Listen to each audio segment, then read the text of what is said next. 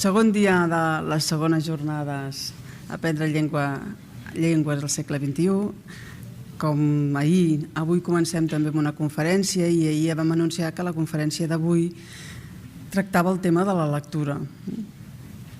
L'Anna Maria Margallo és llicenciada en Filologia Hispànica.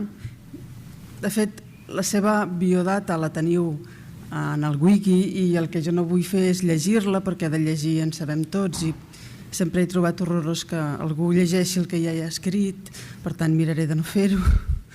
I també, com sempre, m'agrada parlar dels ponents o dels conferenciants des del vincle que hi tinc amb ells. Per tant, l'Anna Maria Margallo també és membre del grup Gretel. El grup Gretel, a veure que ho digui bé, és Grup de Recerca de Literatura Infantil i Juvenil i Educació Literària. Ho he dit bé, això ho he llegit. I en el grup Gretel, que sí que és veritat que és literatura infantil i juvenil, però bé, hi ha una altra persona que sí que amb qui tinc bastanta relació, que és la Mireia Manresa. I com molts de vosaltres sabeu, molts dels vincles de la meva nova etapa venen arran de Twitter i la Mireia Manresa també ve de Twitter. Són els regals que a mi m'ha fet la xarxa algunes persones. Per tant, la Mireia és una persona amb qui compartim molts temes relacionats amb la lectura. La Mireia també treballa, també és membre del grup Gretel i ha estat un tema de relació i de vincle entre nosaltres dues. Una vegada parlant amb la Mireia sobre la lectura i sobre àlbums il·lustrats i sobre materials de lectura, ella em va dir: mira't, em va passar l'enllaç, i mira't un treball de recerca, no, un estudi, una llicència d'estudis que ha fet l'Anna Maria Margallo relacionant la literatura, la lectura, la literatura en etapes escolars. I la veritat és que em va semblar molt interessant. I a partir d'aquí vaig anar coneixent i entrant en contacte amb l'Anna Maria Margallo. També una de les coses que em van demanar va ser una ressenya d'un llibre que es diu, que us el recomano perquè val molt la pena, que es diu La literatura que acoge. M'han demanat que fes una ressenya per la revista Articles, que em sembla que en el proper número ja sortirà, i en aquest llibre, que és d'uns quants capítols, ara no recordo, uns 10 capítols, un dels capítols és de l'Anna Maria. I aleshores m'ha semblat molt interessant aquesta visió que ella aporta de la lectura i de la literatura com a espai o com a eina d'aprenentatge de la llengua i sobretot en els col·lectius o pels col·lectius d'acollida, d'acolliment lingüístic.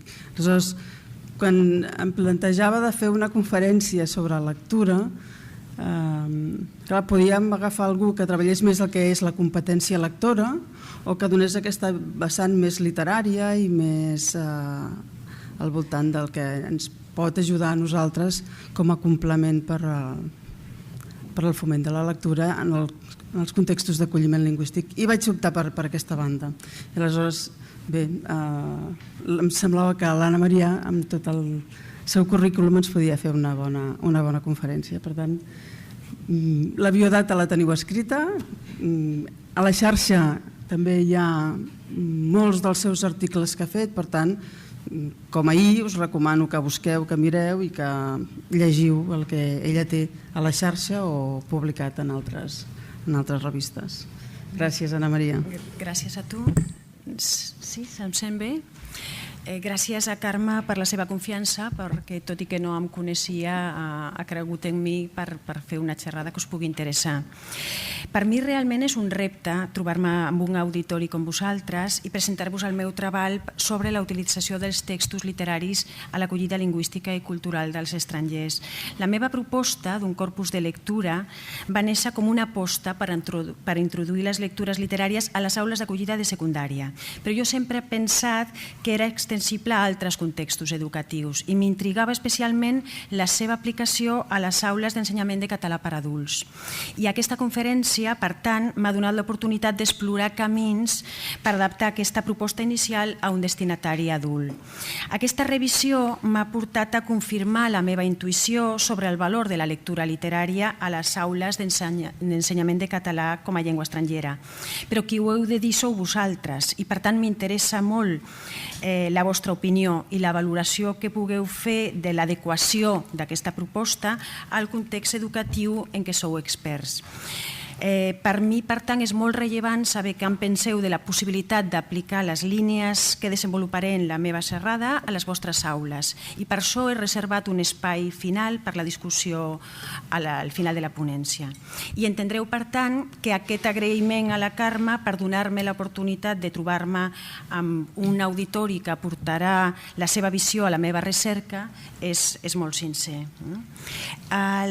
Començaré argumentant les raons d'apostar per la literatura en els contextos educatius en què s'ensenya el català als estrangers. I en aquest apropament inicial em situaré en els primers moments de contacte amb la llengua i enfatitzant, per tant, la importància de la literatura per l'acollida lingüística i cultural. Després desenvoluparé, un cop haguem definit el terreny en què es movem, la part central de la meva exposició serà un dels aspectes que crec que estan més descuidats quan es parla de propostes de treball de literatura a les aules i són els criteris per seleccionar les lectures. Jo crec que vosaltres, potser per les particularitats del vostre context educatiu, no us heu posat en el punt de mira de les editorials, a diferència del que passa a les aules de secundària. I, per tant, no ser l'objecte de desig de tot l'aparell editorial us estalvia una llau de propostes de lectura que sí que arriba als instituts. I en el cas de secundària hi ha una multiplicació de títols suposadament adequats per l'educació intercultural que està deixant en mans del mercat editorial una decisió bàsica i que ha de ser educativa, que és la decisió sobre quines lectures són adequades en un context educatiu determinat. Potser la vostra posició és més fàcil perquè no us heu de defensar d'aquesta intromissió, que deixa en segon pla la funció educativa de la selecció de lectures. Per tant, l'objectiu d'aquest apartat serà desplegar com seleccionar les lectures amb criteris didàctics. I després, per acabar, ampliaré la perspectiva del primer apartat, que era la literatura per l'acolliment, i em plantejaré com hauria de ser l'acompanyament d'aquests alumnes perquè ja s'integrin en la societat d'acollida. És a dir, plantejar-nos la necessitat de formar literàriament aquests alumnes i això suposa defensar els seus drets culturals com a ciutadans. És assumir aquesta responsabilitat per facilitar-los les vies d'entrada que els permetin convertir-se en lectors perquè ampliïn el seu bagatge literari. Comencem, per tant, situant-nos en el marc que dona sentit a la nostra actuació. Quin paper pot tenir la literatura en aquest acolliment?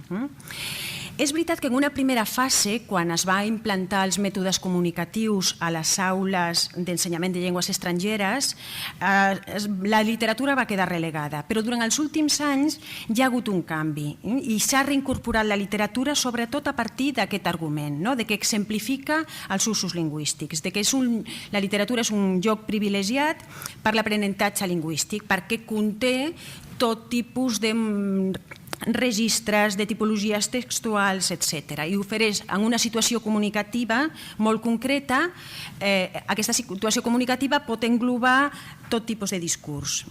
En aquest sentit, han començat a sortir apostes, us he posat aquí les referències, tant a l'àmbit francòfon com a anglosaxó com a l'espanyol. Això us ho penjaré i teniu per tant aquesta referència si voleu veure, explorar vies de la literatura com a exemple d'usos lingüístics.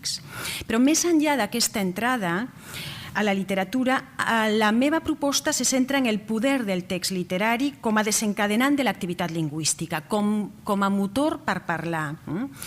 El Lazar diu que els alumnes s'implicaran de manera més profunda en textos literaris que abordin temes complexos en un llenguatge nou i inesperat, que no amb les pseudonarracions que acostumen a figurar als llibres de text.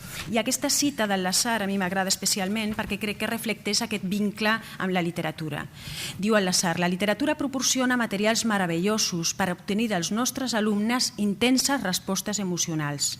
A part de ser una manera profitosa d'involucrar integralment l'aprenent com a persona, l'ús de la literatura a l'aula li brinda una excel·lent oportunitat d'expressar les seves opinions, reaccions i sentiments. Crec que la clau està en aquest vincle emocional, i aquest vincle emocional desencadena l'activitat lingüística. Hi ha una necessitat d'expressar la pròpia resposta a aquell text literari davant del qual et vols manifestar. Aquesta via d'entrada es concretaria en una activitat que és discussió literària a les aules. Si enfoquem aquesta activitat com una oportunitat per afavorir la implicació personal, notarem de seguida que es multipliquen les possibilitats d'ús del llenguatge oral en una activitat molt significativa pels alumnes. Hi ha recerca del Mins i de l'Arizpe i Stiles que han treballat amb nens molt petits, estrangers, parlant d'àlbums de llibres infantils. I el que ells van veure és que provocaven als textos literaris un interès emocional que estimulava els nens a voler dir, a pensar. I llavors el llenguatge d'aquests nens que tenien l'anglès en aquest cas com a llengua segona, el seu llenguatge en resultava estirat perquè l'impuls de comunicar superava el temor natural a cometre errors. I per tant feien servir un llenguatge més exploratori, més ric, amb paraules com llavors per això, això vol dir què, potser l'autor pensa què, etc. Per tant, resumint aquesta primera entrada, diríem que la literatura serveix per l'aprenentatge lingüístic i pel progrés en les habilitats expressives. Per tant, aquest serà el referent que utilitzarem com a argument per l'acollida lingüística. D'altra banda, ens queda per argumentar per què per l'acollida cultural. Per argumentar aquesta part em referiré a les obres de Michel Petit, que us recomano. Michel Petit va fer una recerca molt interessant, va fer moltes entrevistes a joves dels barris marginals de París. Joves, molts d'ells fills d'immigrants que vivien en situacions marginals, però ella va escoltar els que anaven a les biblioteques per saber els poquets que llegien, per què llegien, què havien trobat a la lectura. I això ens dona moltes pistes sobre el paper que pot tenir la literatura en la construcció de l'individu en situacions de crisi. Aquí os posaré una cita de la Michel Petit. Ella diu: lo que yo he aprendido en esa investigación es que para una parte de los chicos y chicas de padres inmigrantes, la lectura, aunque se practique de vez en cuando, contribuye de manera notable a la integración de la historia personal, a la recomposición de las formas de pertenencia, a la conjunción de los universos culturales, a la elaboración de una identidad plural, flexible i abierta. Realment, per a aquests joves que va entrevistar la Michel Petit, la lectura va ser un mitjà per representar-se a ells mateixos d'una manera més rica, més diversificada, més oberta. I a mi em sembla especialment suggerent aquesta imatge d'una nova identitat porosa, oberta, canviant, que ofereix la literatura. Per tant, tornarem a Michel Petit més endavant perquè sempre és molt suggerent, però diríem que Michel Petit ens dona una primera, tant una vessant individual d'un paper reparador de la literatura que permet fer front a les tensions emocionals que provoca la migració. La literatura possibilita una narració interior perquè desencadena una activitat psíquica que et permet trobar el fil de la teva pròpia subjectivitat enmig de les ruptures en les que estàs immers. O com diu una imatge de la Petit també molt potent, construeix ponts entre les baules de la pròpia història. I al mateix temps, a més d'aquesta construcció individual, també ens permet una integració social, ens permet conjugar diferents nivells de pertinença. Per això hem d'oferir a aquestes persones desarrelades lectures que els ajudin a apuntalar aquesta identitat que està en les incerteses del trànsit entre una cultura d'origen i una cultura d'arribada.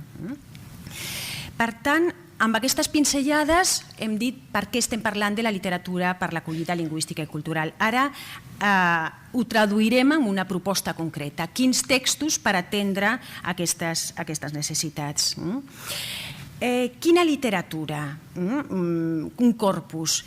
La primera decisió és seleccionar aquestes lectures amb criteris didàctics. Vosaltres no us heu de treure de sobre, com dèiem que hem de fer els de secundària, tots els suggeriments, tot aquest allau de les editorials, però per tant podem enfrontar-nos amb responsabilitat de docents als criteris, quines lectures podem fer servir.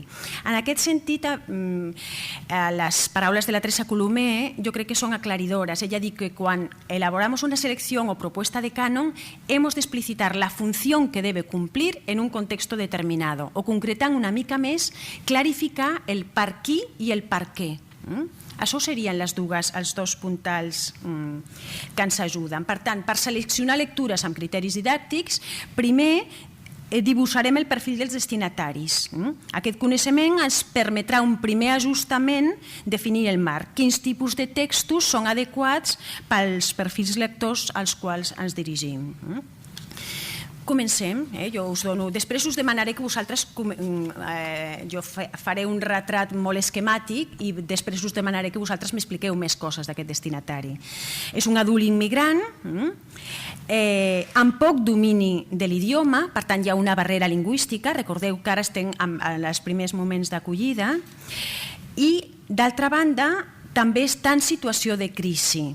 En aquest sentit, suposo que ja vosaltres coneixeu moltes de les coses que s'han dit, però el Baba, per exemple, parla de que l'immigrant se situa en un espai fronterer, ell parla d'un in-between, en un ja no pertany enlloc, o s'ha parlat molt també de l'anòmia, de la pèrdua de referents, de l'estrès cultural, d'aquesta vessant del dol que es relaciona amb la necessitat de tornar a definir les relacions amb l'entorn. Per tant, tenim, a partir d'aquests dos trets del destinatari, direm quin tipus de text serà adequat. Si té poc domini de l'idioma, doncs semblaria que necessitem textos breus, propers, que tinguin imatge per facilitar saltar la barrera lingüística o que proporcionen ajudes lingüístiques. Ara desenvoluparem com es fa això. Com també estan en situació de crisi, necessitem donar-los experiències de lectura rellevants. La lectura ha d'alimentar la seva narració interior, ha de ser significativa, han de tenir trobades significatives en aquest moment de desorientació vital. Per tant, lectures estimulants que contribueixin a donar sentit a la pròpia experiència. Però al mateix temps s'ha d'anar amb compte i s'ha de ser subtil, s'ha d'evitar l'efecte miral, no s'ha de ser intrusiu. En la meva proposta he fugit dels textos que poden provocar rebuig com una actitud defensiva. Aquesta mena de lligams molt unívocs que a vegades es fan, llibres d'immigrants pels immigrants, o llibres de llegendes del desert pels marroquins, o llibres del folklore llatinoamericà pels sud-americans. S'ha de ser com més delicat, intentar trencar aquest efecte miral. I al mateix temps, fixeu-vos que equilibrar aquestes dues característiques hem d'evitar un perill. La poca fluïdesa lectora, però la necessitat de textos significatius, hem d'estar atents perquè aquests textos no siguin infantils. Han de ser fàcils de llegir, però no han de ser obvis, no han de ser infantils. Per tant, mirarem a veure com ho fem, això. Concretant ara el tipus de text a partir d'aquestes característiques, la imatge facilita donar protagonisme a la imatge, facilita l'accés al significat, perquè és una manera d'eludir la barrera lingüística. Aquí trobem, i a més, fixeu-vos que també la imatge és una bona estratègia per connectar amb els denominats lectors febles, els reticents a la lectura i més en un idioma nou. La literatura s'ha apropat de diferents maneres al llenguatge plàstic. Tenim els poemes visuals, que a vegades condensen molts significats. Tenim també les vinyetes d'alguns autors, que a vegades són exemples de poesia conceptual. Tenim un gènere, el còmic, que està vivint una renovació que afecta també la seva denominació, ara es diuen novel·les gràfiques, i que ens alerta sobre l'actualització d'un gènere molt proper a les lectures dels no lectors. I sobretot tenim l'àlbum il·lustrat, que és un gènere en expansió, és una aportació, va néixer des de la literatura infantil però ha ampliat els seus destinataris, a públic de totes les edats. No és un llibre il·lustrat, és un gènere híbrid, compost de text i imatge, però la narració es recolza tant en el text com en la imatge i per això permet que l'alumne que té dificultats amb la nova llengua entengui textos que van més enllà de la seva competència lingüística. Un altre tret és la brevetat, no els podem cansar. Per tant, aquí tenim tots els recursos de la poesia oral popular, que a més ens permet entrar en contacte amb característiques formals de la nova llengua d'una manera lúdica, amb arbussaments, amb endevinalles. Fixem-nos que si els infants desperten la seva consciència lingüística a partir d'aquests textos, també poden afavorir actituds positives envers la nova llengua. També tenim la proximitat en situacions comunicatives, textos teatrals amb predomini de diàlegs sobre situacions identificables. Tenen l'atractiu de que proporcionen models de llengua en un context interessant i identificable. I després tenim els que proporcionen ajudes lingüístiques, bé perquè tenen el sistema de lectura fàcil, bé perquè som bilingües, trilingües, o bé inclús també ens podem plantejar la presència de textos en les seves llengües d'origen. Si volem fer lectors, també està bé fer visible les obres que els poden explicar als altres. Aquestes serien les característiques que venen delimitades per facilitar la comprensió. Per ajudar a la construcció de la identitat, hem dit necessitem experiències de lectura rellevants. Aquí hi ha aquesta cita de Kafka que a mi m'agrada molt i penso que reflecteix aquest vincle personal amb la literatura. El Kafka diu: crec que només s'haurien de llegir llibres que un el mosseguin i el punxin. Si el llibre que llegim no ens desperta com un cop de puny al crany, llavors per què llegim el llibre? Un llibre ha de ser la destral per al mar gelat que portem dins. Trobo que és significativa, apela a aquesta característica que jo deia, que els llibres siguin potents, que tinguin densitat significativa, que siguin radicals, que no els deixin indiferents. I d'altra banda, havíem parlat també d'aquesta subtilesa, d'aquest no efecte miral. Textos que ajudin a elaborar simbòlicament la pròpia experiència de desarrelament i a elaborar el dol per les pèrdues. Diguem-ne que aquestes dues característiques s'haurien de superposar al tipus de text del qual ja hem fet tota aquesta... Aquí hi ha una altra cita de Petit que expressa aquesta necessitat de no ser intrusiu. Diu: si bien puede ser vital que cada hombre y cada mujer tengan acceso a medios para encontrar un vínculo con su propia historia o su cultura de origen, eso no significa que debamos encerrarlo en ella. Tenemos derecho a una historia, pero también tenemos derecho a la metáfora, al extrañamiento, al desvío, a la ampliación de nuestro universo cultural. Y la lectura puede ser justamente un sesgo privilegiado para ofrecernos ambas cosas, para permitirnos conjugar universos. Fixeu-vos, aquí Petit està dient: no els hem d'encasellar a la seva cultura d'origen, els hem de donar l'oportunitat de decidir, de fer evolucionar aquesta identitat, perquè sigui una identitat porosa, en trànsit. Encerclar els nouvinguts en la seva cultura d'origen està amagant una visió reduccionista. És com una etiqueta immobilitzadora que els fixa en una posició d'estrangeria. O com diu la Carró, si no els donem l'oportunitat de decidir i de fer evolucionar aquesta identitat primera, perquè si no petrificaran destí aquesta identitat primària. Molt bé, llavors hem fet aquest primer apropament als tipus de textos que seran adequats pel perfil lector que hem vist. Ara passarem a veure les funcions. Ara ens concentrem en el per què, que diu la Teresa Colomer. I per tant això ens donarà quins usos escolars, què volem. Estem a un centre formatiu, per tant ens dirigim a aquest destinatari, però volem aconseguir determinades coses, tenim uns objectius. Això ens donarà les categories dels tipus de llibres.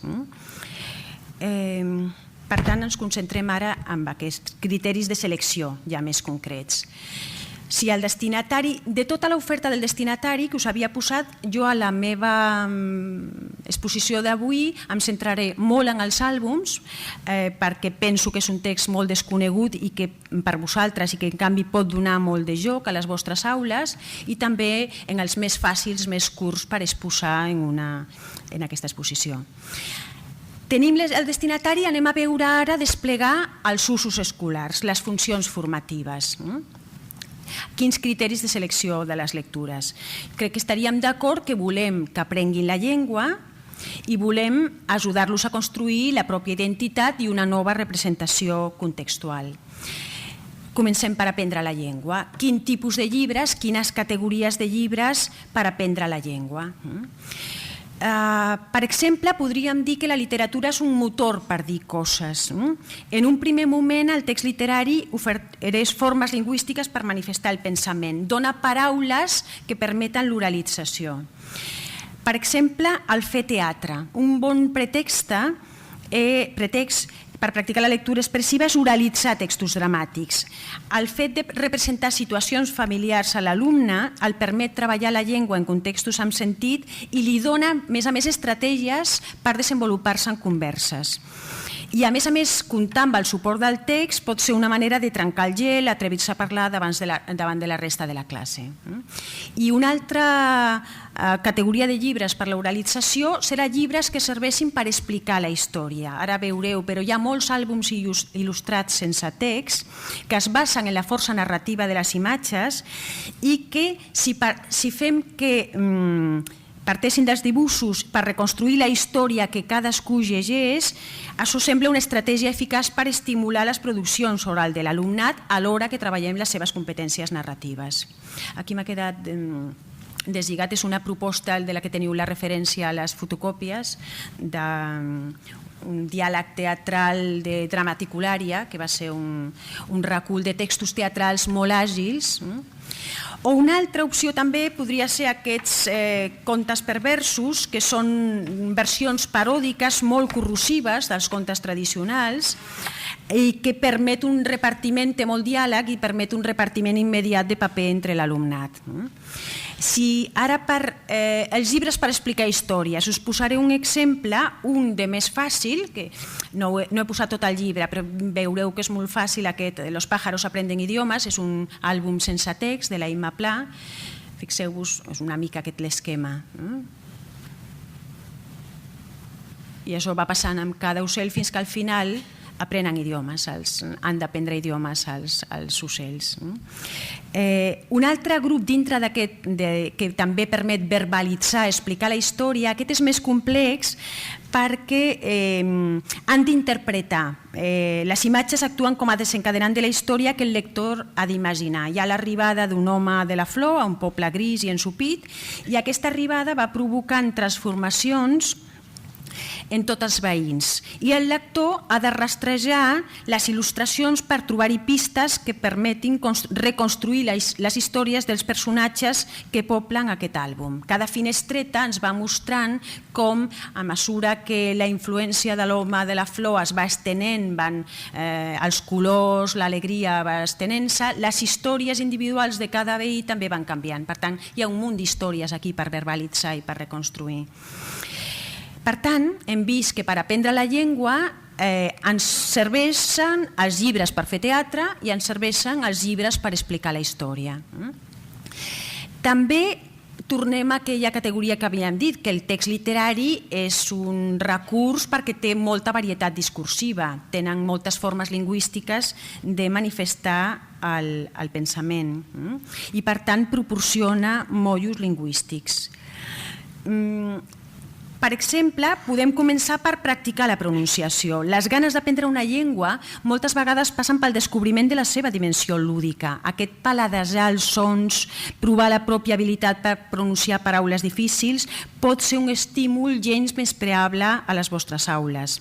Anxo Otegui ens recorda que és important entrar en contacte amb la llengua del país d'acollida des d'una actitud de descobriment, com qui aprèn a tocar un nou instrument. I aquesta pronunciació posada en primer pla pot ser una manera. L'altra manera és aprendre lèxic en contextos significatius. Hi ha textos que pivoten sobre la utilització significativa del lèxic. Per tant, les paraules hi adquireixen protagonisme.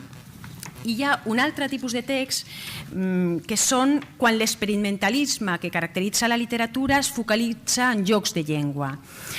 I, per tant, ens donen unes possibilitats insospitades per treballar característiques formals de la llengua. Si tenim un recurs protagonista en un llibre de text, resulta molt més rendible treballar les oracions transitives o les formes d'expressar la condició a partir de textos literaris en els quals l'ús d'aquest recurs té efectes expressius. Jo crec que és molt més eficaç que recórrer a la bateria d'exemples habituals dels exercicis més tradicionals. Us posaré exemples de tot això. Aquest, evidentment, seria per practicar la pronunciació. No em posaré ara perquè veieu que el destrossaria molt, per tant no el faré.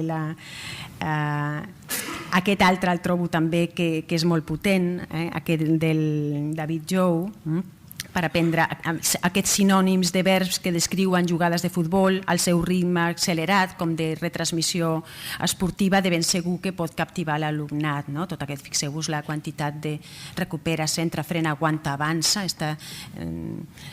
El veieu? Sí? El de un moment? És un bon exemple, penso, aquest protagonisme del lèxic dona sentit a l'aprenentatge lingüístic en aquest cas. Aquest és un exemple de les estructures lingüístiques que us deia. Zoom és un original àlbum també sense text que reprodueix l'efecte del zoom d'una càmera que es va allunyant progressivament. Comença a la cresta d'un gall i el zoom aquest arriba a l'univers al final. Pot ser interessant proposar a l'alumnat que vagi lligant frases en relació amb les il·lustracions. D'aquesta manera podríem intentar que creï frases practicant els connectors. Imaginem, per exemple, hi ha una granja en què en un corral uns nens treuen el cap per una porta des d'on veuen un gall que té una cresta de colors. Aquestes són pàgines diferents del llibre. Fer el joc de lligar aquestes il·lustracions es permet aquest joc. I aquest treball de la llengua, de treballar una estructura lingüística en un context significatiu. O aquest poema tan bonic de la Maria Mercè Marçal, el meu amor sense casa, l'ombra del meu amor sense casa, la bala que travessa l'ombra del meu amor sense casa, les fulles que cobreixen la bala que travessa l'ombra del meu amor sense casa. Posa en primer lloc, en aquest cas, aquesta estructura acumulativa per treballar frases de relatiu en un context significatiu. Per tant, hem afegit les lectures per practicar la pronunciació, lectures per aprendre lèxic i lectures per utilitzar estructures lingüístiques. Anem ara a l'altra categoria. Com concretem aquesta categoria de llibres per construir la pròpia identitat i la nova representació contextual? Això és més delicat, a veure què us sembla la proposta que us faig. Tornem a la Michelle Petit en aquesta entrevista per veure en quin terreny ens movem. Aquí hi ha altres obres d'ella que us recomano. I, com us deia, aquesta recerca va confirmar que les lectures van servir a aquests joves per resistir als processos d'exclusió i per elaborar la seva posició de subjectes. Els testimonis dels joves, que eren molt dels immigrants, ens diuen que la lectura va ser una experiència reparadora. Jo he seleccionat el de Daoud, un jove d'origen senegalès, que diu: «Para mí la lectura no es una diversión, es algo que me construye». Crec que aquestes paraules contundents i molt precises confirmen que el contacte amb els llibres pot ser un vehicle per descobrir-se, per construir-se, per elaborar la pròpia subjectivitat. O hi ha aquesta cita del Lobo Antunes El que em meravella dels llibres que m'agraden és que m'obren portes, em mostren racons de mi mateix que no coneixia o que tenia por d'explorar. I és que és bo ser capaç d'obrir les pròpies portes. Aquesta lectura que ens connecta en la nostra vida psíquica i en situacions de crisi pot tenir aquest paper reparador, de reconstruir aquesta identitat malmesa.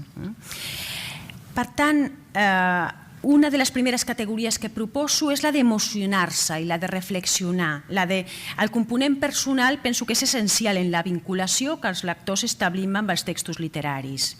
I des de la didàctica de la literatura, a més se'ns ha dit que sentir-se personalment implicat per la literatura és una via de progrés per ser més competent literàriament. Els bons lectors són els que són capaços d'establir aquest vincle. I per reflexió intimista em refereixo a la capacitat de moltes lectures per fer pensar, per plantejar qüestions que afecten el sentit de la pròpia existència. Crec que aquesta dimensió reflexiva és necessària en el cas dels nouvinguts que travessen un període de desorientació vital. Aquí, per exemple, no us el posaré, però Guineu és un àlbum molt recomanable, desperta moltes ressonàncies afectives, està protagonitzat per animals posseïts per emocions molt complexes, és molt contundent, és, com deia el Kafka, d'aquests de la destral a la mar gelada de la nostra indiferència, i a més va molt bé perquè pot vèncer qualsevol prejudici d'entrada sobre el caràcter infantil d'aquests textos. A vegades quan portes aquests textos a l'aula et diuen no, és per nens petits. Aquest de cap manera. Veuran que és un àlbum molt adult. Aquest com a exemple. Una altra categoria que proposo per aquesta de la construcció de la identitat, la dimensió lúdica. Fixeu-vos que podem tenir a les aules lectors recalcitrants i, per tant, aquests lectors reticents, sorprendre'ls amb llibres que trenquin les seves expectatives sobre allò que la lectura els pot oferir, està bé. Si aquesta resistència inicial, a més, s'hi afegeix la por a no entendre, queda clar que l'entrada als textos literaris a les aules d'adults haurà de vèncer algunes barreres. En aquest sentit, trencar-los esquemes amb llibres agosarats que intenten establir un nou tipus de relació amb el lector sembla que seria una estratègia intel·ligent. Aquí, per exemple, àlbums com Imagina, que proposen una relació diferent amb el lector, que ha de buscar indicis visuals, participar en jocs imaginatius del tipus què passaria si, buscar diferències o éssers ocults, a cada doble pàgina, a més, hi ha un joc enigma. Per tant, t'està trencant els esquemes, això no és llegir d'una manera habitual i, en canvi, és un accés a la lectura lúdic. Una altra via és l'humor. L'humor gamberro, a més. Us proposo una forma inclús de transgressió, que a més de divertida és molt desconcertant per a aquells que no associen la literatura amb les riallades. És molt efectiu el llibre dels conillets suïcides, de Riley, és un còmic descarat sobre, mireu, les sorprenents maneres de suïcidar-se d'aquests animalets. No pots llegir-lo sense riure. Tot el llibre és despropòsits de maneres de suïcidi imaginatives. Una altra dimensió que proposo, la de projectar l'experiència migratòria, trobada en textos que ajudin a elaborar simbòlicament la pròpia experiència de desarrelament, a fer habitable l'espai psíquic i elaborar el dol per les pèrdues sofertes. En aquesta selecció hem fugit de la trivialització folclòrica, tan present en els títols més obvis al mercat editorial, i he tractat d'oferir lectures que els permetin reflexionar, posar paraules, donar sentit a experiències que no acostumen a expressar-se, tant des de la visió individual com des de la col·lectiva. Aquí hi ha un àlbum, no sé si el coneixeu, Emigrantes, és un àlbum, és una joia d'àlbum. Us he posat el primer capítol, és una novel·la gràfica, es diu, és tota una novel·la que no té text, és un relat poderós que només amb imatges transmet l'experiència del desplaçat, l'estranyament de qui fa front a un món diferent. És una història que ressalta la universalitat de totes les migracions i que ofereix una excel·lent oportunitat per projectar-se, però d'una manera delicada. Us he posat en PDF, tenia el primer capítol. No sé si es veu bé, us deixaré una mica que aneu veient com es va explicant, en aquest cas no és l'arribada, és la separació de la família.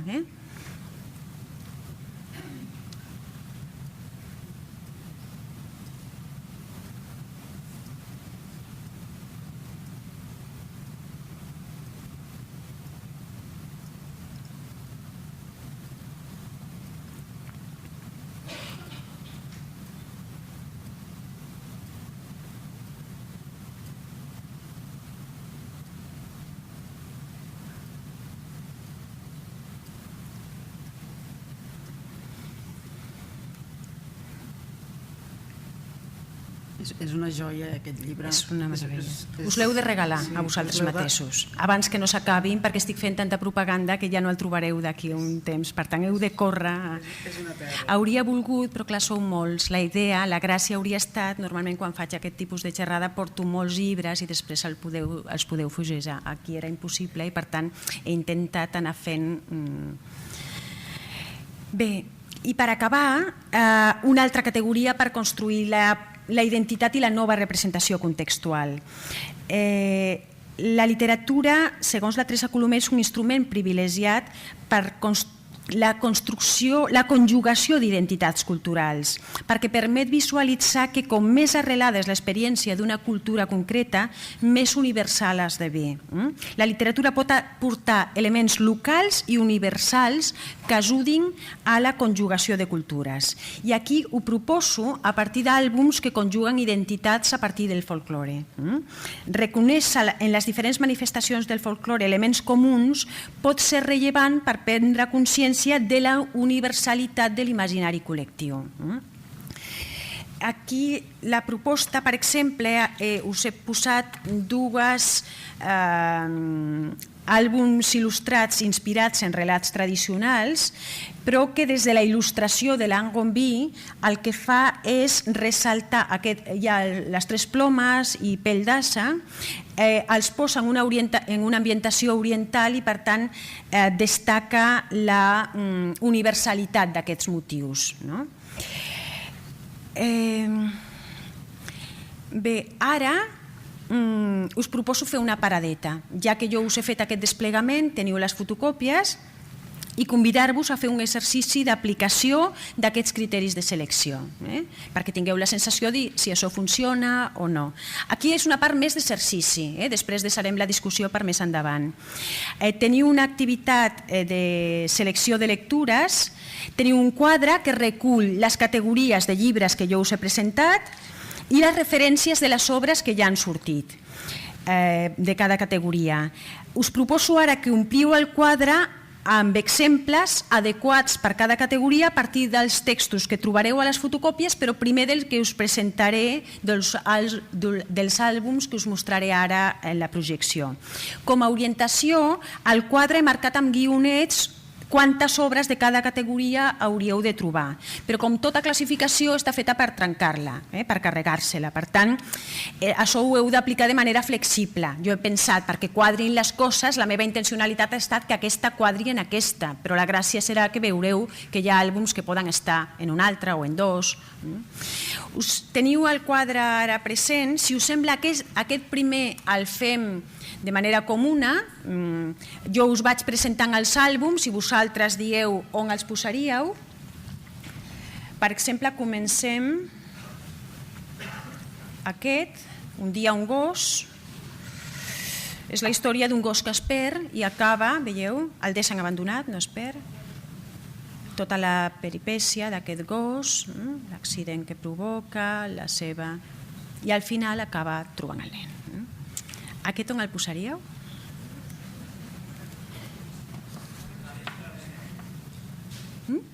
Per explicar la història clarament, no? Però potser també podria entrar en alguna de la deconstrucció de la identitat? Segurament per emocionar-se, no? Sí, jo l'havia posat a explicar la història. Aquest altre, no sé si el coneixeu, L'arbre vermell, és un àlbum sobre la depressió i va posant els estats d'ànims. De vegades el dia comença buit d'esperances, les coses van de mal en pitjor, la foscor et supera, va provocant com aquestes, fixeu-vos com les imatges expansionen aquests estats d'ànim depressius de la protagonista. Ningú entén res. Bueno, aquest seria un exemple. On el posaríeu? Per la intimitat, no? Per les emocions, per la reflexió. Penso que és un àlbum que estimula una resposta molt emocional, sí. Sí, no? La intimitat. Aquest altre, que no m'ha donat temps a buscar més imatges, però és la del... El que fa és aquella llegenda del pare i el fill que van a l'assa i tothom els critica si va a l'assa sol, si es posa el fil al sobre, tota aquesta part. Aquest l'havia pensat com a exemple, fixeu-vos que està ambientat en un ambient àrab, aquesta història, per veure aquestes històries universals. Pensava que aquest seria... On el posaríeu, aquest? Conjugar identitats? Sí. Estan seleccionats de manera que quadrin. Aquest també és una joia d'àlbum, Los misterios del senyor Burdick. Va posant, fa veure que un editor va deixar, un il·lustrador va deixar a casa d'un editor il·lustracions amb el títol d'aquell conte i una frase que era al peu de pàgina d'aquella il·lustració, però aquell il·lustrador no va aparèixer mai més i per tant hi ha tot un recull d'aquestes històries. I per tant veiem, per exemple, aquesta il·lustració només postres. Va acostar el ganivet i es va il·luminar encara més. O aquesta altra, la biblioteca del senyor Linden. Ell l'havia previngut sobre el llibre, ara era massa tard. I van havent tot d'il·lustracions. On el posaríeu, aquest? Crec que no he posat més.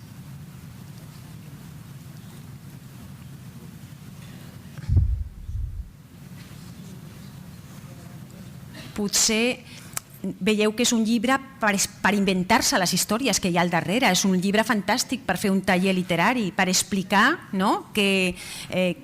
quina història t'imagines oralment, per escrit. Aquest altre, imagina't un dia, imagina't una nit, fixeu-vos, va proposant jocs visuals, com Tromley, no? És un riu però després és un arbre, o és un sol però després és un bosc. Aquest seria un exemple de la part sorprenent, de la lúdica, del joc, un llibre que proposa unes altres regles del joc. Aquest, La illa, és un àlbum desgarrador, molt cruel, sobre l'arribada d'un estranger en aquesta illa inexpugnable i com la diferència va fent, fixeu-vos que diu, el van acollir, diu aquí en aquest text, i va reflectint totes les imaginacions, com es va convertint per fer por als nens, se l'imaginen en somnis, etc., fins que al final l'acaben tornant al mar del que ha vingut. Aquest jo el proposava per projectar l'experiència migratòria, tot i que és una mica bèstia. Aquest tinc els meus dubtes si no és massa directe. Sí. I ara us proposo que vosaltres, en grups o com vulgueu, per parelles, feu aquest mateix exercici, l'acabeu amb els poemes que teniu i un text teatral, crec que teniu. Voleu compartir el que heu trobat, el que us ha encaixat o no, els dubtes? Sí? Comencem per ordre. Per exemple, de fer teatre heu trobat més? Evidentment hi ha un, no?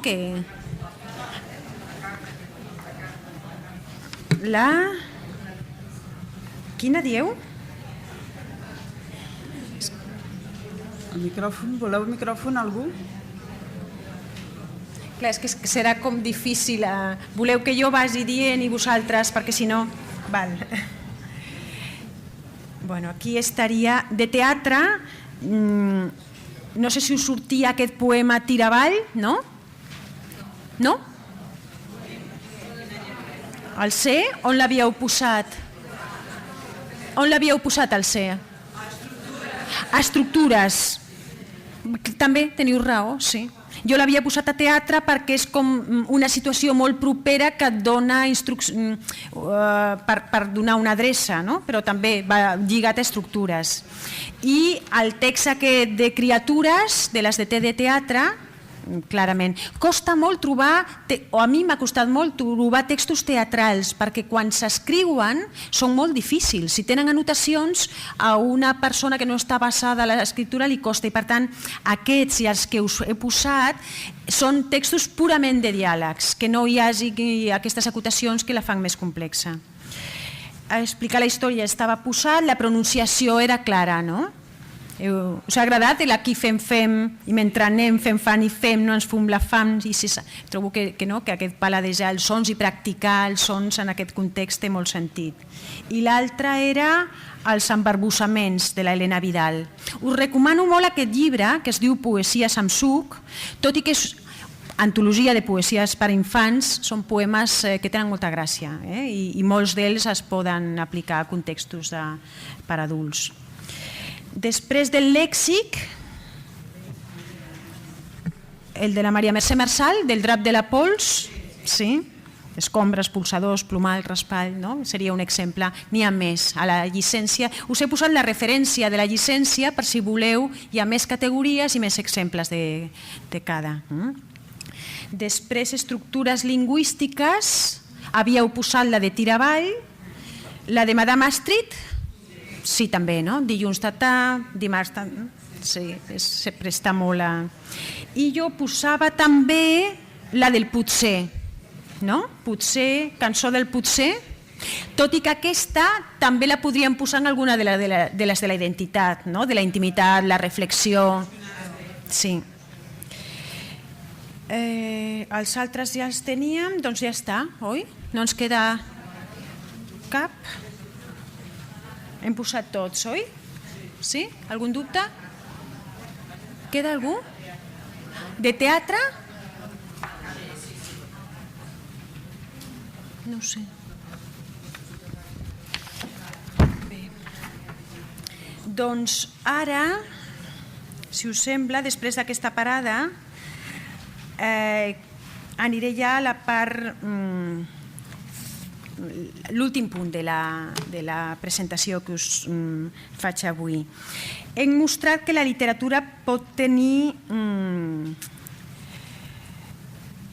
el paper que pot tenir la literatura en els primers moments d'aprenentatge del català i de contacte amb la nova cultura.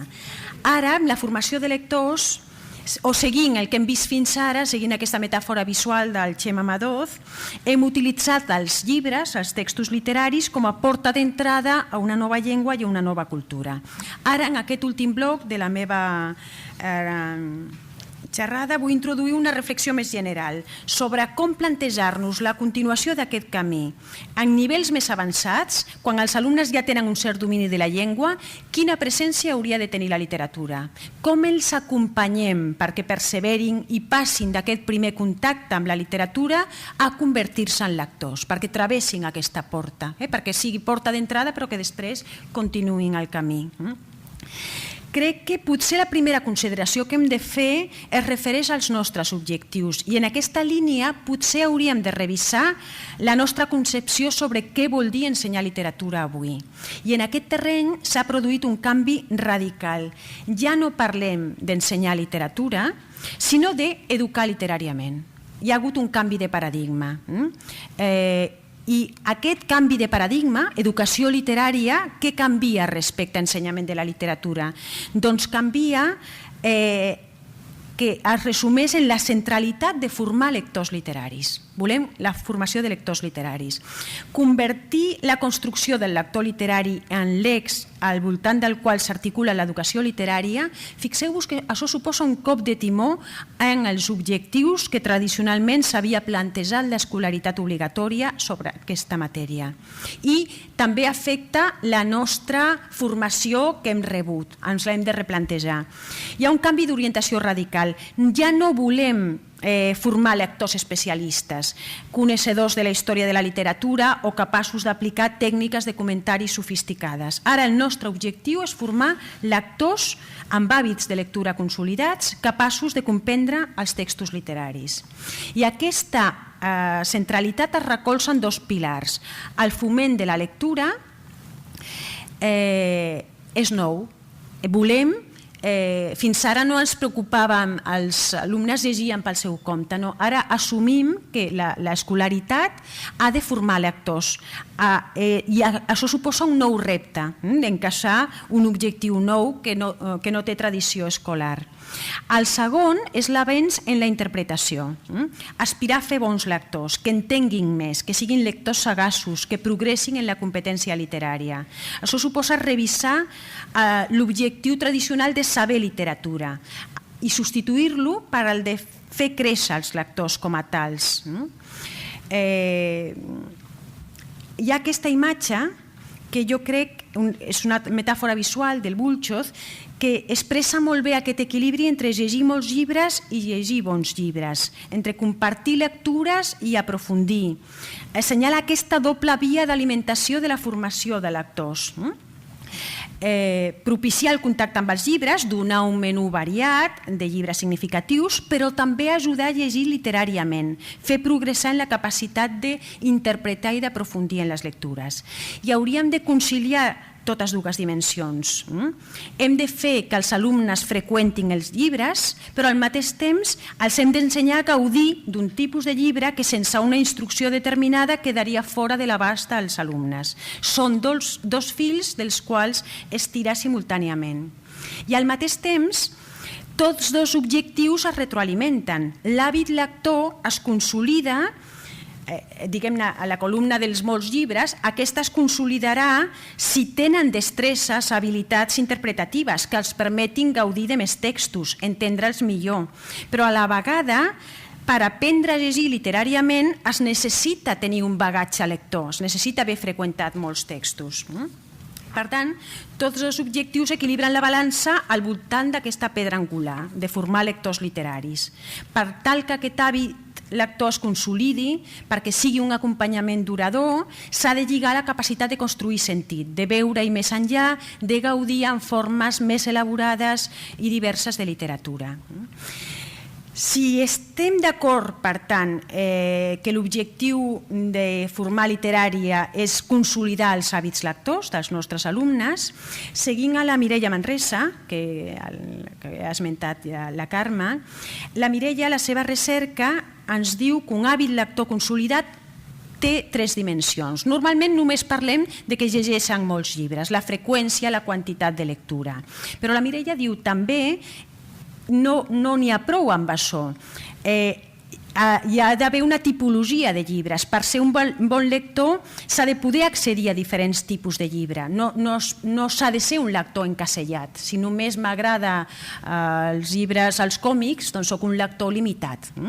I l'altre vessant, molt interessant també, l'altra dimensió, que ens lliga amb la interpretació, és que el bon lector ha de tenir un discurs propi que li permeti valorar les seves lectures, anar més enllà de m'ha agradat o és un rotllo, ser capaç de parlar, de donar, de posar paraules, de tenir un discurs.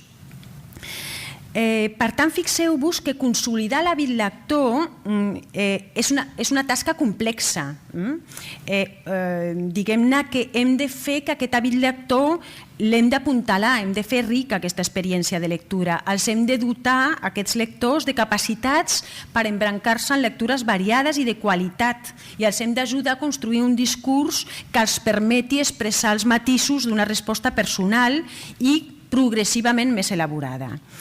O, en paraules de Gelbenzu, la maduració del lector passa per, y cito, interponer la distancia y comprender que una novela no es algo que sale del alma como una exhalación, sino algo que se construye. Dejar de ser un lector ingenuo y empezar a ser un lector complejo. Per tant,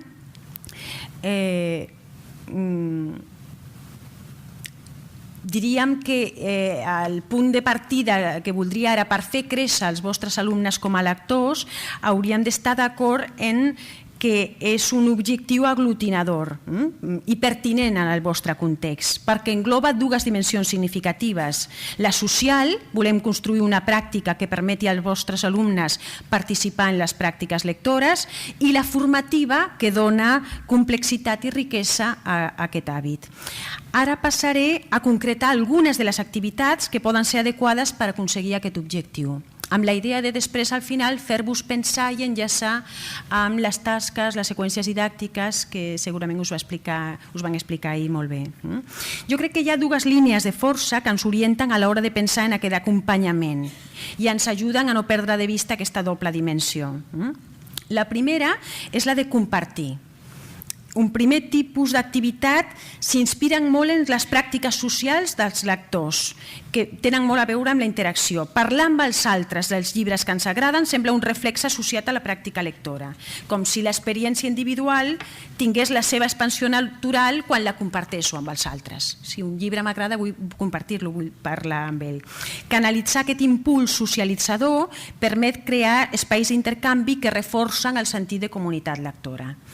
Fixeu-vos que aquest va molt del lloc de la formació lectora. Però, d'altra banda, també tenim l'altra línia de força, que remet a la dimensió formativa, la necessitat de fer créixer els lectors perquè aquest hàbit de lectura sigui durador. Facilitar el pas de la lectura ingènua a la lectura més complexa. Començarem posant exemples de tipus d'activitats possibles. Per exemple, intercanvi de recomanacions, que concreta molt la línia del compartir. La xarxa ens ofereix una via privilegiada que dona ressonància a la socialització de les lectures. Per exemple, el que fan els lectors, els que són lectors a la xarxa, que freqüenten fòrums, blogs. Teniu, per exemple, aquest fòrum del que llegeixes, suposo que el coneixeu, que hi ha lectors de diferents edats, està organitzat, ofereix fitxes de lectura, fòrums, etc. Aquests lectors, quan es connecten, estan configurant un lector molt actiu i ens dona una oportunitat mostrar això als nostres alumnes perquè participin, perquè s'integrin en aquesta societat lectora. Un altre exemple d'activitats d'intercanviar recomanacions és, no sé si coneixeu el Cuentalibros, és un espai que aprofita la projecció social d'internet, travessa els murs de l'escola i permet participar en la societat lectora. Aquí, lectors de totes les edats pengen en àudio o en vídeo les seves recomanacions de lectura. Us he posat exemples de gent més adulta, està organitzat per edats i hi ha també, no només en castellà, també hi ha en gallec, en català. O una altra possibilitat per a aquestes recomanacions és integrar-les al nostre bloc d'aula, com fa aquest professor que integra audioexperiències lectores i posa els podcasts amb les recomanacions que els alumnes fan registrant-se dels llibres que els agraden. O teniu també aquesta altra eina TIC, el Boki, que els alumnes trien una mena d'avatar que posarà cara i veu a la seva recomanació lectora. És el mateix però jugant una mica.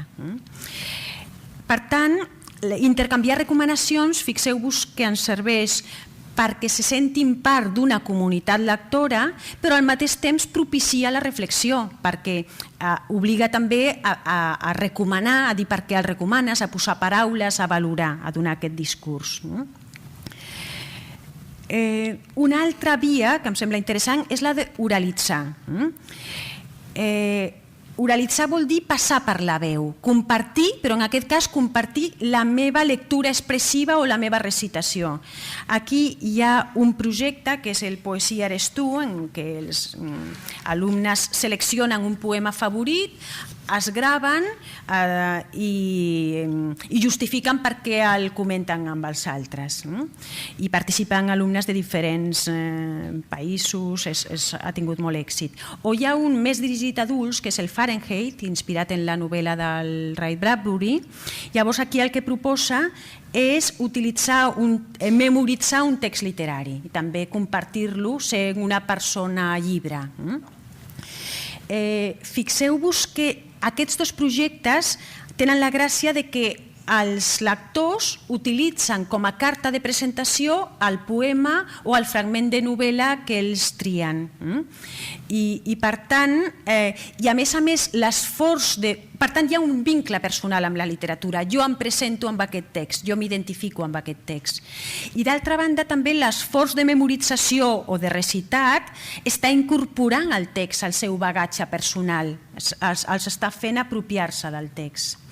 Hi ha una experiència molt potent a Argentina. Els països sud-americans tenen encara aquesta visió messiànica de la literatura que té molta força i ells treballen en contextos de crisi també, i l'experiència era proposar a joves que els joves aprofundeixen en el seu itinerari lector formant-se com a lectors en veu alta per fer espectacles que representaran davant d'altres grups de la comunitat, diguem-ne. Es formen com a... ofereixen un servei de lectura. Llavors, assagen espectacles a partir de minificcions, poemes i àlbums, trien cadascú el text que els agrada més. Cada espectacle està pensat perquè sigui d'una hora, cada alumne recita el seu text i a més sempre van lligats ja del tema de l'amor, del tema del sentit de la vida, i per tant els espectacles tenen com una unitat emocional, un clímax. Els nens o els nois o els adults s'emproven els textos i en aquest triar el text que els va més, apropiar-se'l i pensar com el projectaran, hi ha tot un treball també d'oralització que a més proposa un apropament a la literatura que no té res a veure amb aquest distanciament crític que és tan freqüent a l'escola i que enforteix molt els vincles personals amb la literatura. En aquest cas, els espectacles s'envoltaven de tot un altre acompanyament lligat a tallers artístics, etc. Per tant, l'oralització, fixeu-vos que en aquest cas tu aportes alguna cosa a la comunitat de lectors, t'apropies a més perquè amplies el teu bagatge de referents personals i per tant pot ser també un element per allò que dèiem de l'hàbit lector de diversificar lectures, és una manera de posar els alumnes en contacte amb textos als quals no hi arribarien sols, amb poemes o amb textos que no estan lluny del seu circuit. I d'altra banda també enforteix aquests vincles personals amb la literatura, perquè tu et presentes a partir del text. Una altra via seria la d'elaborar la resposta lectora. La idea seria utilitzar, també he posat molts exemples de xarxa, parlar dels llibres. Tenim la típica, diguem-ne, la dels tallers literaris. En aquest cas és proposar l'escriptura creativa d'un capítol a partir d'una novel·la a partir del punt de vista d'un personatge. I l'ISU, per exemple, ens dona la possibilitat de compartir les produccions dels alumnes. O tenim, aquesta seria elaborar la resposta lectora oralment. I aquí us proposaré una activitat literària que ja ha sortit abans, que és la discussió literària. La discussió literària pensem cada vegada més que és un espai molt potent per ajudar a construir entre tots la resposta a la literatura, perquè els lectors participin i entre ells vagin fent un diàleg que sigui un debat interpretatiu. Això amplia molt, saber el que els altres pensen del text amplia també la nostra presa de consciència de la nostra relació amb el text. Aquest espai, el Chambers, a l'obra d'Ime, l'ha treballat molt amb nens, sobretot, i ens dona moltes idees sobre com inserir aquest espai a les nostres aules. Perquè ell diu, tenim certa resistència a cedir la paraula, a creure'ns de veritat que les lectures dels alumnes són valuoses i que mereixen temps i preguntes i paciència perquè es desenvolupin. I per tant, si volem desenvolupar aquestes discussions interpretatives, hem d'aprendre per aprendre a valorar entre tots. Per exemple, el Chambers ens dona alguns consells, ens diu hem d'esperar, hem de donar-los temps per respondre, canviar aquest ritme escolar que tenim d'horror vacui, de que sembla que tu, no, l'altre, aquesta sensació no esperem ni 3 segons, ens han comptat, sembla que el silenci ens horroritzi. Per tant, és apropar-lo a un diàleg en el que hi ha pauses, hi ha esperes, dones temps perquè elaborin. El Chambers també diu per què no és una bona pregunta, perquè és amenaçadora, inhibeix la resposta, és difícil de contestar. Per què t'agrada? No ho sé, és massa abarcadora, massa abastadora. Dime, el diu en canvi, digues, dime què et va agradar, digue'm, què et va cridar l'atenció. Suggereix en canvi més aquest desig de col·laborar, indica que el mestre realment vol saber què pensa el lector, s'apropa més a la conversació, no a l'interrogatori. En aquest sentit, els resultats, hi ha una cita de nens que van treballar amb aquest sistema de discussió literària i la Sara, que té 8 anys, deia, fixeu-vos, resultat d'aquestes discussions, deia, nosotros no sabemos lo que pensamos sobre un libro hasta que hemos hablado sobre él. Realment eren lectors que havien arribat a construir entre tots les seves interpretacions. I per instaurar aquest tipus d'activitat a les aules s'ha de fer amb textos potents. Clar, han de ser textos reticents, com diu la Taveron, o resistents, que ens donin, que propiciïn, si són textos plans no donen de sí, per tant hi han de tenir una densitat significativa. Aquí jo proposava com exemples d'aquests possibles textos per la discussió poemes visuals. Aquí a Viu la poesia, no sé si la coneixeu, en aquesta web trobareu, jo he tret aquest poema visual d'aquí, n'hi ha molts més, el Joan Brossa té moltíssims, o aquí posava una novel·la potent com Músculs per sopar, d'aquests textos que tenen diferents capes de significat, que no són unívocs. Altres tipus d'elaborar la resposta lectora amb diferents suports, us he anat posant, per exemple, activitats tan fàcils com posar 3 adjectius a la lectura. Ho dic per allunyar-nos d'aquelles fitxes típiques, personatge, resum, què ha passat, aquestes que a més sempre són les mateixes, perquè la resposta lectora donin ganes d'elaborar-la, no pot ser si ens serveix la mateixa fitxa per tots els llibres. Alguna cosa estem fent malament, perquè ha de ser el que aquell llibre realment potencia, i ha de ser diferent, no hem de cansar els alumnes. Fixeu-vos que si volem construir un hàbit lector, les activitats d'acompanyament han de ser delicades, perquè el que volem és que llegeixin. Si en canvi l'activitat que fas per la lectura és sempre la mateixa, la fas mecànicament, només et pregunten què va passar, quan va sortir el tren, tot això inhibeix la resposta lectora i allunya. Per tant, aquí us posava com elaborar la resposta lectora amb diferents idees. Aquesta dels 3 adjectius, que és molt més difícil que no sembla. Fer carnets, diaris de lectura, que els alumnes vagin apuntant anotacions, frases preferides, a vegades faran una mena de carta a un personatge, fer fitxes de personatges, converses escrites amb els personatges, jocs de rol, entrevista a un personatge, dramatitzacions. Aquí hi ha aquesta obra del Carney, que tot i que és molt antiga, continua donant moltíssimes idees de moltes activitats que poden servir.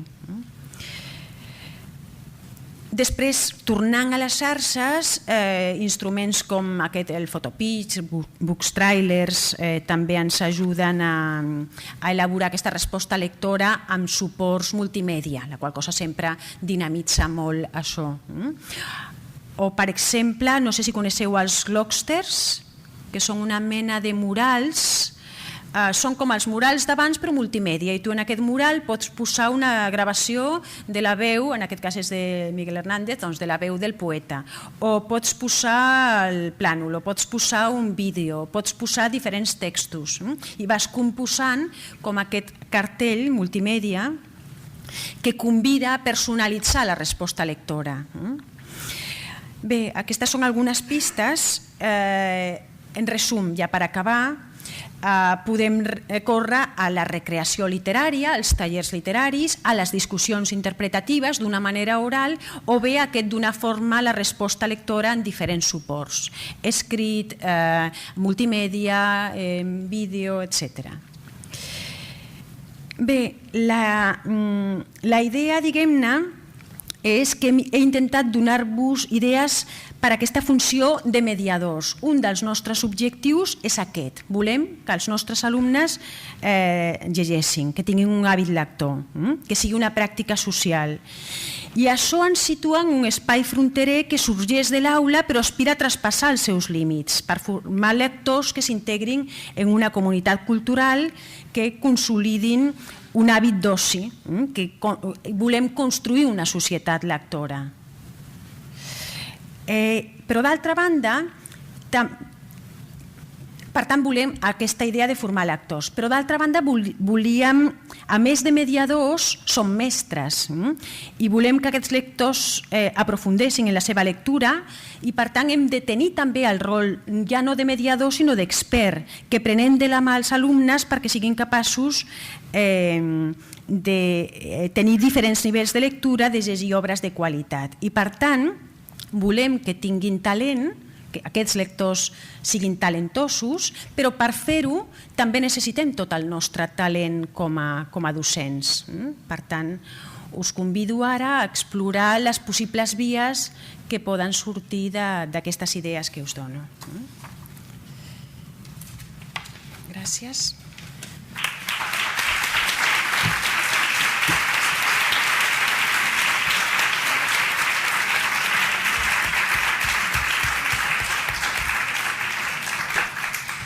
Moltes gràcies, Anna Maria.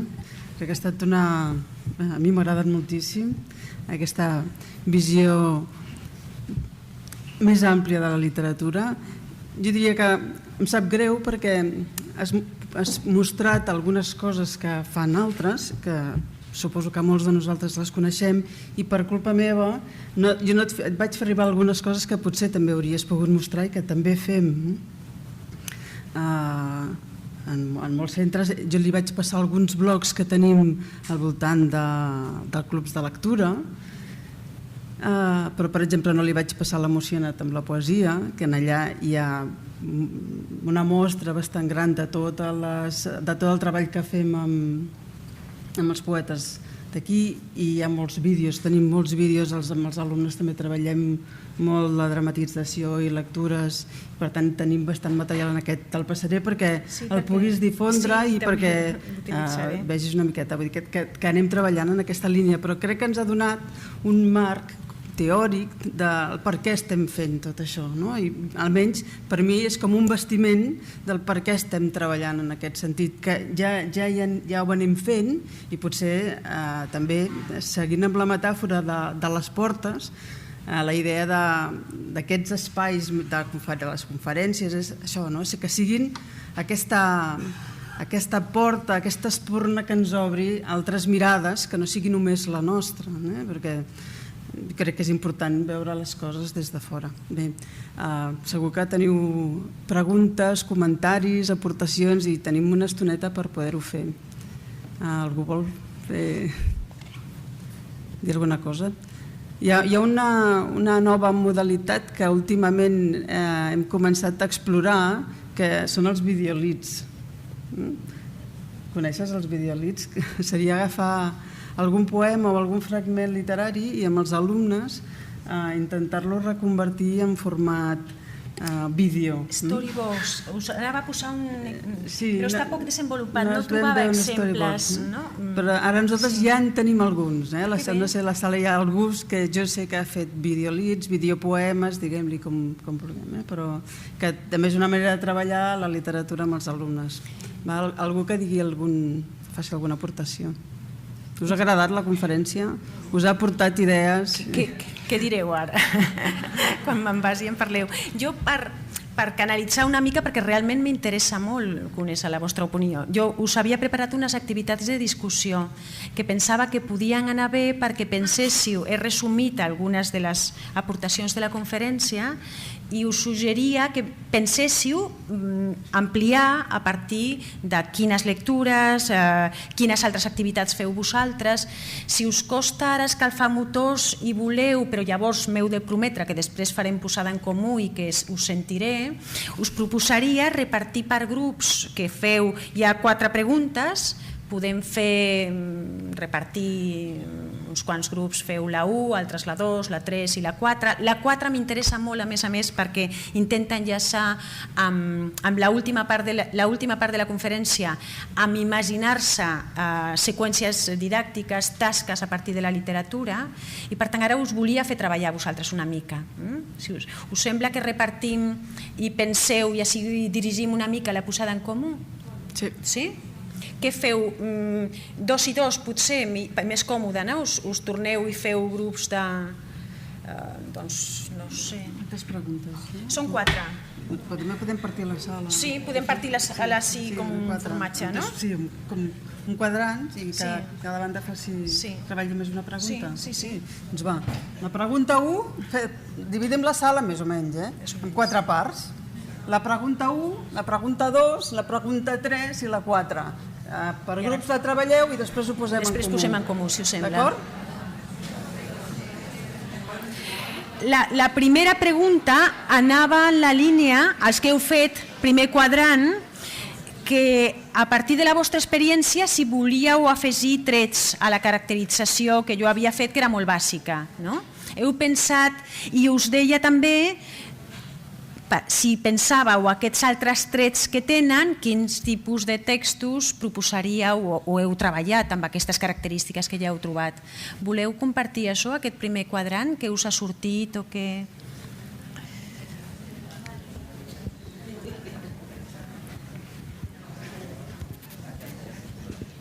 Hola.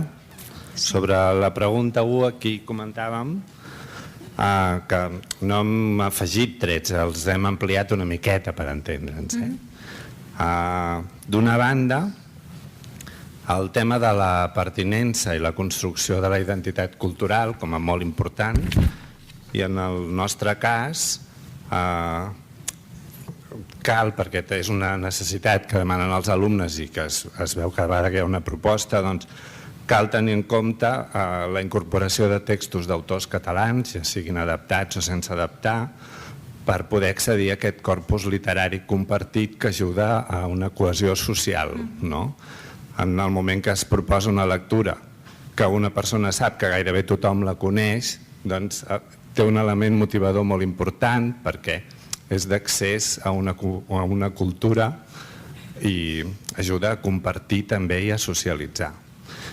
I aquest element no el podíem deixar de banda en els nivells també més alts, perquè com que pel que sigui hi ha moltes persones que no han tingut accés al cànon literari compartit, hi ha mancances perquè potser no s'ha fet l'escolarització secundària que moltes persones han pogut fer posteriorment, i per tant obres en principi molt bàsiques com un Mirall trencat o un autor com Joan Sales, et trobes que en el moment que s'incorpora en els nivells més alts doncs afegeix aquest element també de poder accedir a un corpus literari que s'està construint entre tots, que hauria de ser compartit però no ho és per la situació que tenim.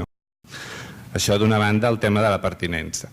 I d'altra banda, comentàvem el tema de lectures que ajudin a la socialització, això també en tots els nivells, però sobretot en aquest nivell d'acollida, ja sigui perquè proporcioni elements que després es puguin fer servir, com ara diàlegs o estructures que permetin la comunicació en les situacions que es necessiten habitualment, o perquè incorporin elements d'entorn o de la història del lloc on s'està vivint o dels costums. Per exemple, si hi ha una representació d'un sopar, què es fan al sopar o com funcionen els regals, poden ser elements motivadors perquè també ajuden a la integració i a la socialització.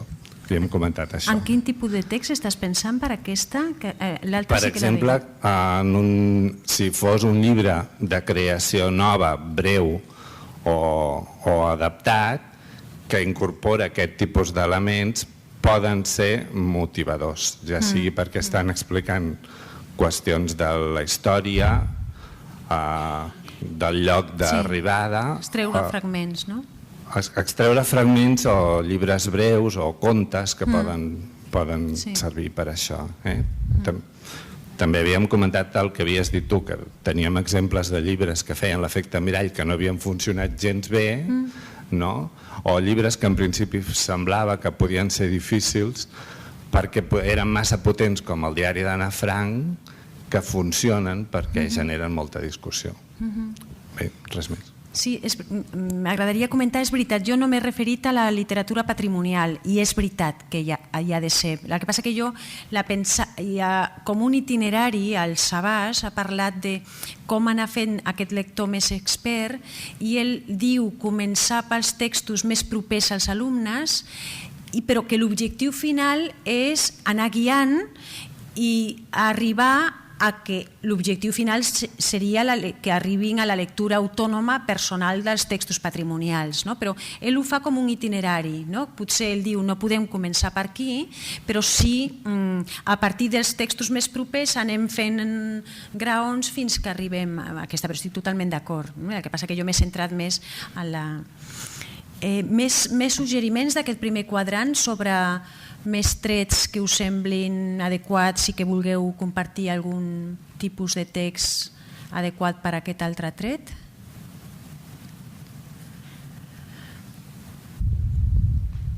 Hola, a veure, és que nosaltres hem comentat una miqueta aquí davant i ens hem quedat més arran de terra, representa, perquè dèiem que de fet en molts dels nostres cursos senzillament els nostres alumnes el que hi ha és el que tu has dit, que trobo que està molt bé, molts lectors febles, però vull dir que si féssim tants percents guanyen per golejada.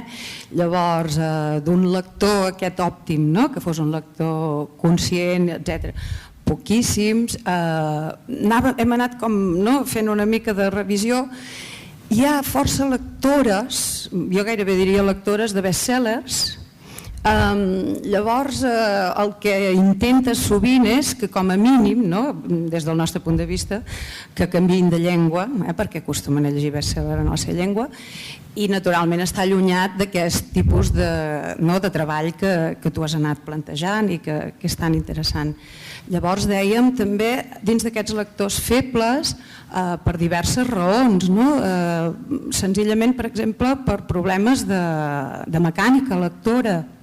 Això en lliga amb amb tot el que és la lectura fàcil, que sembla... Jo penso, cada vegada més, jo no sé vosaltres com ho veieu, que vas descobrint que tens molts alumnes que tenen grans dificultats per llegir, senzillament per llegir. Després a la que t'hi vas una mica més amunt per seguir trames complexes i t'ho diuen de seguida, que no vagi amunt i avall. Diu això que se'n va endarrere, tot això és una barrera per moltes persones.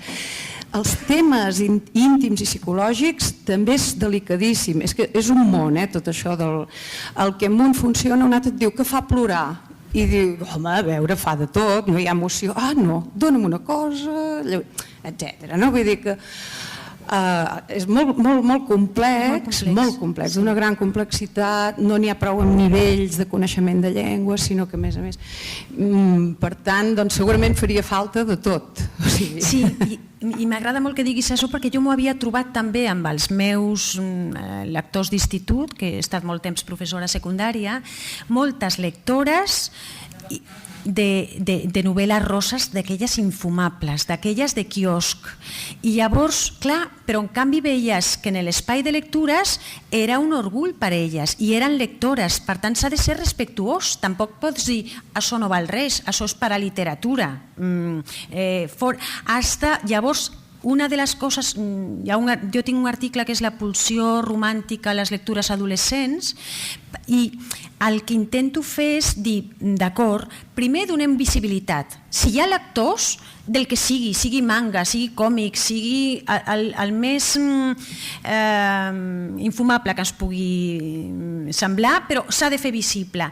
I llavors, d'una manera molt delicada, anar estirant. Doncs si t'agrada l'amor, doncs porta-les a la xiclit, que és una mica més sofisticada, més de costums, el ritme és més àgil, hi ha més caracterització de personatges. Després porta-les a la Rosamund Pichler, que tot i ser bestseller, però ja té més càrrega psicològica, i així a poc potser podem arribar a lectures a l'Alice Munro, tant de bo, no? O no sé, vosaltres segur que teniu més exemples.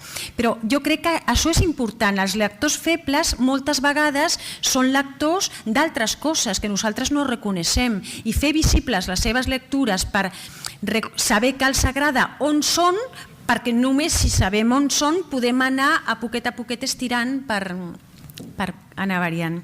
Perquè et doni temps a tothom, ara la segona pregunta jo suggeria fer el que diu la Guadalupe Hover, que a mi m'agrada molt, que és el catàleg profitós, que és l'intercanvi de cromos, que és dir, què m'ha funcionat a mi, quins textos tinc que jo dic, mira, això va bé, i us proposava dos camins, us deia, o a partir de la meva proposta, de l'esquema que teniu, dir, doncs jo aquest m'ha funcionat per fer això, o el camí invers, dir, jo tinc una lectura que funciona bé i a mi m'ha servit per altra cosa que no s'ha dit aquí, perquè sigui.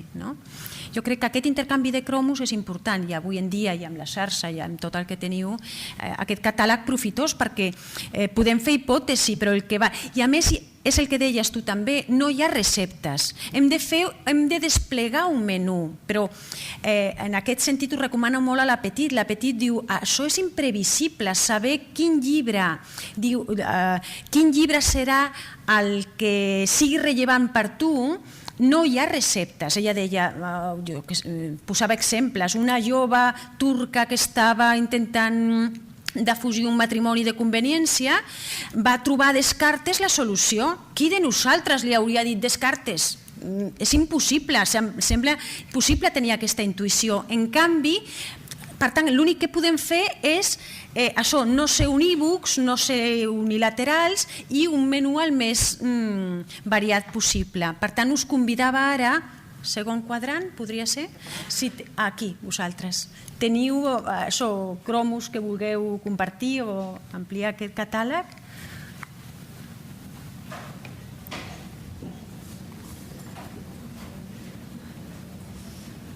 Coneixíeu els àlbums? Els utilitzeu? No?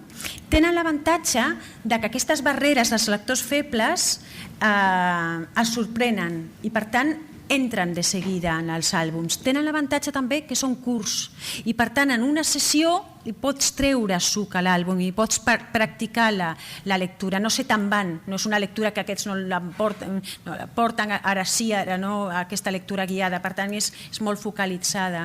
Aquí us convido a que investigueu aquesta via, perquè hi ha autèntiques meravelles i ha crescut molt, ja no són només infantils. Us arruïnareu, perquè si us agraden ja els compreu, llavors ja heu caigut per sempre, però jo crec que val la pena. També podeu tirar de biblioteques. Endavant. Sí, mira, jo volia comentar que al Consorci una cosa que fem cada any i que també és interessant és que, aprofitant que cada any és l'any d'un escriptor català per celebrar, commemorar el centenari de la seva mort, del seu naixement, fem activitats, i això és una cosa que fem tots. Aprofitem activitats que fem entre els alumnes, els professors els preparem, les pengem i l'any següent s'aprofiten, o activitats que es fan a Barcelona o a les ciutats diverses. I jo faig coses que jo aprofito bastant, m'agrada aprofitar l'aula, aquest any he fet molt Espriu, també he aprofitat Calders pels nivells baixos, Espriu pels alts, perquè és evident que agrada molt. A veure, jo m'adapto més amb això, buscar així pel meu compte, per exemple, sí que no tinc àlbums, però sí que, per exemple, el que m'agrada molt és agafar quadres d'algun pintor així una mica estrany i els passo a la fotocòpia i els dic, mira, l'escrit d'aquest cap de setmana és això, què us suggereix? Això sí que m'agrada i reconec que surt molt bé a nivells alts, sobretot els de suficiència, perquè estan acostumats a fer textos argumentatius, opinió. Clar, els atabales una mica amb temes tan tancats, aleshores els poses de tant en tant una cosa creativa i salten espurnes, realment s'ho passen molt bé i veus que la gent t'ho agraeix, no? Diu, ostres, és que m'ho he passat bé fent això, no? Vull dir que això m'ha agradat molt la teva conferència, realment, vull dir, l'he trobat molt profitosa perquè a mi sempre m'ha agradat aprofitar la literatura, però a vegades no saps què, no? Et veus limitat perquè fa molts anys que fem llengua, no? I la literatura la tenim com una cosa personal, que penses això, potser als alumnes no anirà bé o com ho aplico, no hi penses, a vegades potser sí que trobes alguna cosa, però també a vegades la falta de temps per poder preparar aquestes activitats. Jo t'agraeixo molt la teva conferència i aporto això, que tampoc no és res de nou, però bé. Gràcies. La Laura volia comentar alguna cosa, encara que sigui d'un altre quadrant.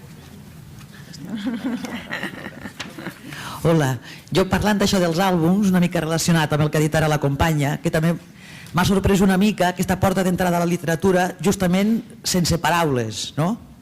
I ho he trobat molt interessant també perquè ahir vam reflexionar aquí sobre com estimular la imaginació i la creació a les aules, no? Que de vegades ens limitem una mica doncs això, a textos més formals, més marcats, que estan més decidits. I he trobat molt interessant aquesta proposta, no? Sobretot perquè entrar a través de la imatge a la literatura permet treballar totes les habilitats, l'oral, l'escriptura i les altres, no? I treballar sobretot a partir de la creació i de la imaginació, que a vegades ho apartem una mica dels nostres cursos. I sembla que és una inquietud que més d'un tenim. Res més, això. Gràcies. Els àlbums no sempre són sense paraules, a vegades també tenen text, i el de Guineu, per exemple, té un text d'una densitat i d'un simbolisme que també són literàriament molt potents, però clar, ens plantegen que també llegir és llegir imatge, i llibres com Emigrantes, per treballar el punt de vista, per treballar la focalització d'un personatge, provoca, m'hauria agradat portar-vos discussions que hem fet amb nens a partir de les imatges d'Emigrantes, i el nivell d'elaboració de la resposta literària a la qual arriben els nens és increïble, arriben a formular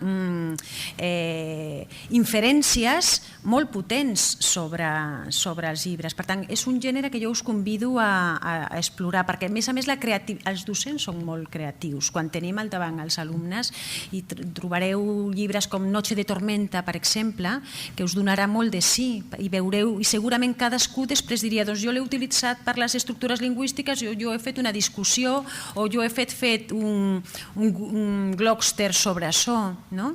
També.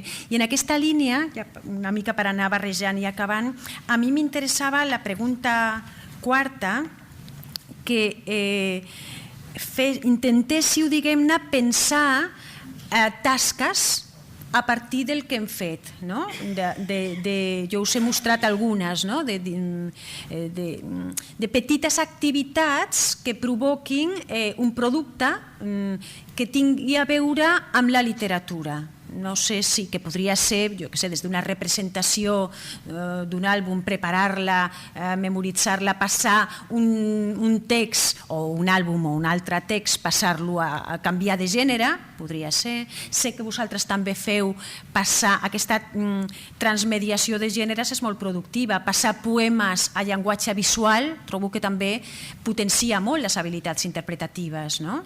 Aquests, com les deies? Videolits o videopoemes. No sé si heu pensat també, o a vegades coses tan simples com fer una visita a la biblioteca i que es facin el carnet i ensenyar-los a orientar-se en una biblioteca. A vegades també consumeixen bestsellers perquè les biblioteques o les llibreries són territori comanxe. I això ens en fem un fart. Feu també aquesta... És una activitat típica de coneixement d'entorn. O preparar una exposició per penjar a la biblioteca i tenir lligams amb això, no? Podem pensar moltes coses, o orientar-los a les webs també, i que siguin capaços de fer com un webquest amb respondre i saber treure coses per familiaritzar-se amb el circuit del llibre, no? I que tinguin eines per ells dir, si m'agrada aquest llibre, on més puc trobar llibres d'aquests? I fer com un circuit, portar-los a Canal Lector, a Faristol, a diferents revistes sobre llibres o suplements de diaris, no?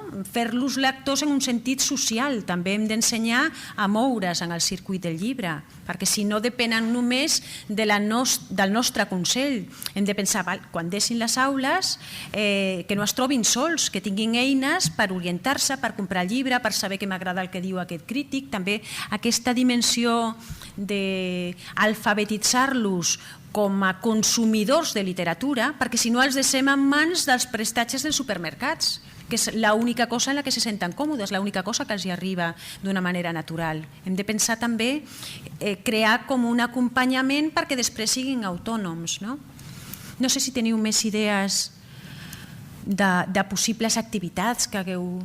Sí?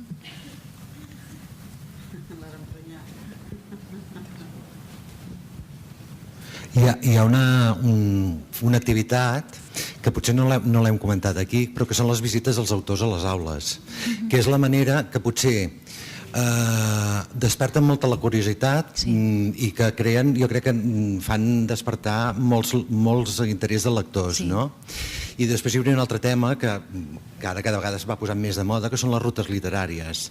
N'hi han d'organitzades, però que també preparar que els alumnes organitzin una ruta literària a partir d'una obra, potser te diuen que no els ha agradat aquella obra, però són capaços d'organitzar-te la ruta o de preparar alguna activitat. Potser, no sé si hem convertit hem fet créixer l'hàbit lector, però al moment que a partir d'aquella lectura li ha servit per fer una altra activitat, jo crec que també podem assolir que l'objectiu l'hem assolit, no? I en aquest sentit també és molt interessant els itineraris, i teniu una eina que són el Google Map. Amb el Google Map s'han fet seqüències, no sé si coneixeu els itinerarios callejeros. Llavors, de la mateixa ciutat es fa que recullin tots els noms d'autors que hi tenen a la seva ciutat i fan com una ruta, té a veure amb aquest itinerari, però urbà, per conèixer, i llavors fan aquesta ruta, cada alumne explica el que sap d'aquell autor i reciten o trien un fragment per fer-ho, que seria una versió urbana de l'itinerari d'autor, o a l'inrevés, que també té gràcia. Sí. Jo volia explicar un parell d'experiències així concretes. Nosaltres també treballem els poetes que estan de moda cada any, i a partir del blog que tenim al centre aprofitem per fer compartir lectures, que això transcendeixi després de la classe i que puguin fer aportacions, i això també és un exercici d'expressió escrita. Una mica obligats ho acaben fent i es parlen entre ells i és interessant.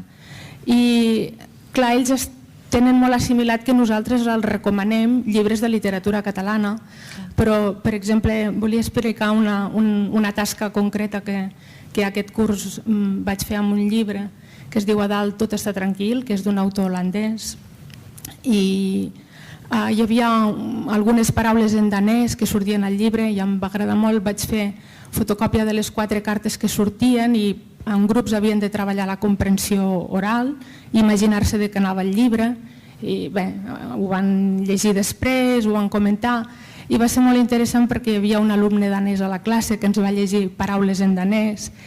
Ens va servir per parlar que podíem llegir un llibre escrit en holandès, en català, i era una cosa que els va despertar molt d'interès, perquè era això de la identitat porosa, de dir estem llegint en català un llibre holandès que fa referència a la cultura danesa, a la classe hi era, i per tant quan s'imbrinquen totes aquestes qüestions pren molta rellevància. Que maco, no? Tu ho explicaràs? Ens has deixat amb les ganes de saber més, valdria la pena. És això que us dic, aquest catàleg profitós, no sé com, però hauríem de treure profit de les xarxes, jo suposo que vosaltres teniu els espais. Nosaltres tenim pendent un espai, la pestanya de Llengua i Cultura, per intercanviar lectures. O sigui que puguem, però sí, el tenim pendent. I sí que he pensat que com que una de les coses que tenim a mitges és el com i anem introduint les lectures, discutirem una mica els teus criteris de selecció, perquè pot ser una bona manera també de dir, doncs a mi m'ha servit per... I donarem voltes i a veure si aquest any ho podem tenir engegat. La Lourdes també volia dir una cosa. Àngel, aquí al mig.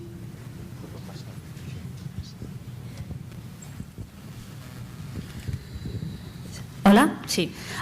Volia apuntar un parell de coses. En primer lloc, em sembla interessant, o com a mínim és el que he treballat jo aquest any, que la proposta de llibre que van llegir un grup el van triar ells. No el vaig triar jo, sinó que pensant que si el llibre havia de ser significatiu, els havia d'agradar, els havia d'interessar, doncs per què sempre l'hem de triar nosaltres?